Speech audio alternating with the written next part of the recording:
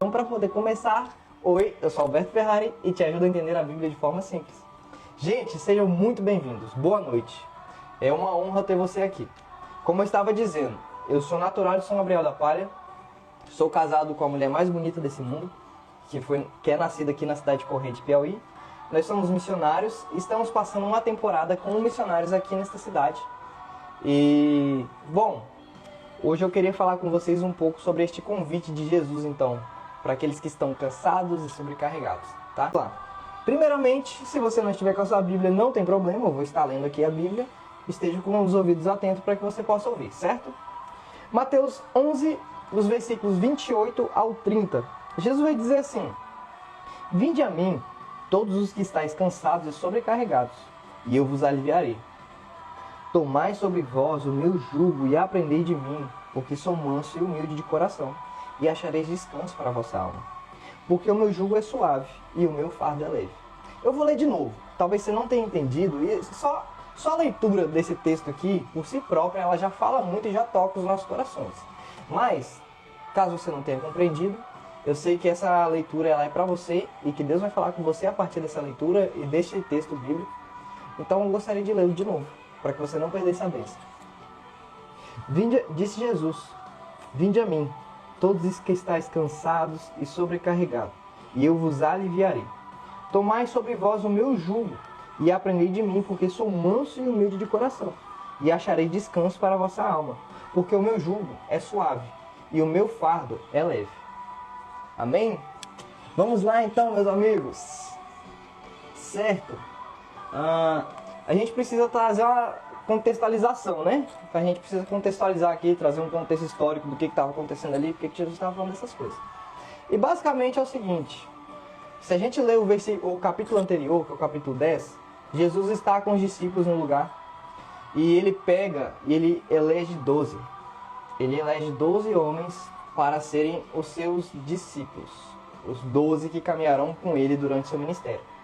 Então Jesus elege eles ali, e ali ele começa a trazer para eles alguns comandos, algumas ordenanças do que eles precisavam fazer, o posicionamento deles, como eles deveriam viver. E aí Jesus vem falando assim, ele traz os estímulos, ele traz as dificuldades que eles encontrariam, e ele também fala para eles as recompensas, do que eles iam colher com aquele trabalho deles, de segui-lo, certo? E aí, começando o capítulo 11, Jesus volta para pregar para o povo, vai pregando nas cidades. Ele, coxo, ou seja, manco, cego, surdo, leproso, essas pessoas vão todas sendo curadas por Cristo, e aí vai acontecendo isso. Jesus vai curando e começa ali a ensinar de novo, depois de eleger os 12 discípulos. E Jesus, meus amigos, eu não sei como é que vocês imaginam, mas eu vejo Jesus como um homem muito terno, muito paciente, muito bondoso, zeloso e amoroso. Mas eu imagino Jesus ali, meu amigo, tem uma pessoa para curar ali, outra aqui, outra pessoa ali, e Jesus aqui, ó, tá. Eu acredito que Jesus era frenético nesse sentido, que Jesus não parava não. E aí, Jesus ele vem dar o testemunho de João Batista, ele vem falando sobre quem era João Batista e tal. Isso é só para um contexto para vocês poderem pegar o gancho do que Jesus estava falando aqui, certo? E aí, João estava preso, ele mandou seus discípulos até Jesus e manda que eles façam uma pergunta a Jesus, e Jesus respondem, pronto. E historicamente nós sabemos até que esses discípulos, alguns deles começam a seguir Jesus também, como os discípulos. Então, basicamente é isso, e Jesus começa aqui a falar com as cidades, que não receberam ele como Jesus gostaria que recebessem, que não receberam a presença de Deus, porque Cristo é Deus. E Deus é Cristo, eles são um só. Assim como também o Espírito Santo é um com eles são 3. Então Jesus começa a falar algumas coisas para eles. Então, várias coisas vêm acontecendo aqui.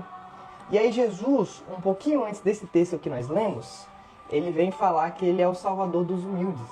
A salvação, ela vai vir para aqueles que são humildes de coração. Então, uma das coisas que a gente precisa para ser salvo é ter humildade no nosso coração, certo? Essa humildade ela tem muitas coisas mais profundas, não se resume somente a palavra humildade, mas tem a ver com arrependimento, quebrantamento e tantas outras coisas que a presença de Deus traz até nós, certo? E aí Jesus ele vai dizer, vinde a mim. E se você for ler, algumas bíblias, elas têm uma coisa que a gente chama de título de parágrafo. Vou até mostrar aqui na minha para que vocês entendam. Ó, aqui ó, vinde a mim, certo? Isso aqui não estava na Bíblia originalmente quando foi escrita pelas pessoas que estavam ali ouvindo Jesus e pelos outros que escreveram os outros livros, certo? Só que quando a Bíblia foi traduzida para o grego e depois para o latim e para vir para o português, as pessoas que estavam traduzindo a Bíblia, eles acharam interessante colocar esses títulos de parágrafo para que facilitasse a compreensão daquilo que a gente estava entendendo, daquilo que a gente estava lendo, certo? Então, as pessoas escreveram isso para que a gente pudesse compreender. E eu acredito que a pessoa que fez a tradução desses 3 versículos aqui, de Mateus 11, 28 ao 30, ela foi muito sábia, ou ela foi muito usada por Deus para poder fazer este título, que ela coloca assim, vinde a mim. Ou seja, Jesus aqui nessa passagem, ele está fazendo um convite para que as pessoas vão até ele. Então ele diz, vinde a mim. E aí mais uma vez, para que nós possamos então recapitular, Jesus vai dizer assim, vinde a mim, todos que estáis cansados e sobrecarregados, e eu vos aliviarei. Tomai sobre vós o meu jugo, e aprendei de mim, porque sou manso e humilde de coração. E achareis descanso para a vossa alma, porque o meu jugo é suave e o meu fardo é leve. Ou seja, Jesus está convidando essas pessoas para irem até ele. Este convite do vinde a mim, ele não é somente um convite para você ir em Jesus, você dar um abraço nele de repente e acabou.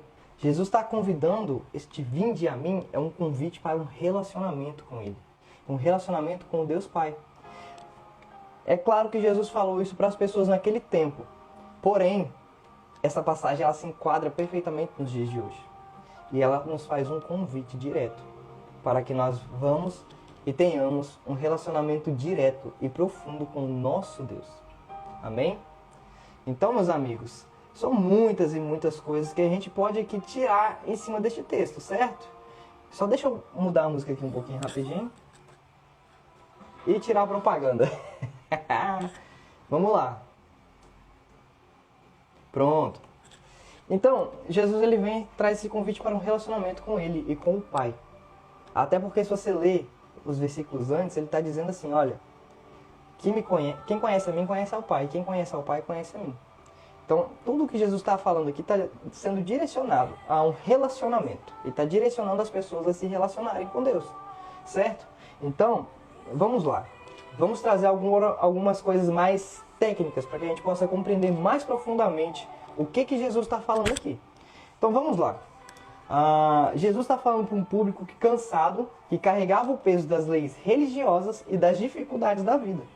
Ou seja, Jesus também está falando sobre uma escravidão espiritual. E o convite de Jesus não é para seguir uma religião, não é para seguir uma placa de igreja, mas o convite de Jesus é para que nós vamos e sigamos a Ele, apenas a Ele. Jesus só quer isso, um relacionamento genuíno e profundo com Ele, certo? Então, minha gente, Jesus está convidando as pessoas para se libertarem da religiosidade e da escravidão religiosa. Eu acho que essa palavra traduz melhor o sentimento que eu quero passar aqui nessa noite. Jesus está convidando as pessoas a se libertarem da escravidão religiosa. Como? Através do relacionamento com Ele. E aí, vamos lá. Jesus está aqui oferecendo algo revolucionário que nunca antes tinha sido oferecido para as pessoas. Jesus está oferecendo aqui um descanso espiritual. Um descanso espiritual que nós só podemos encontrar onde? Nele. No relacionamento nele com o Pai.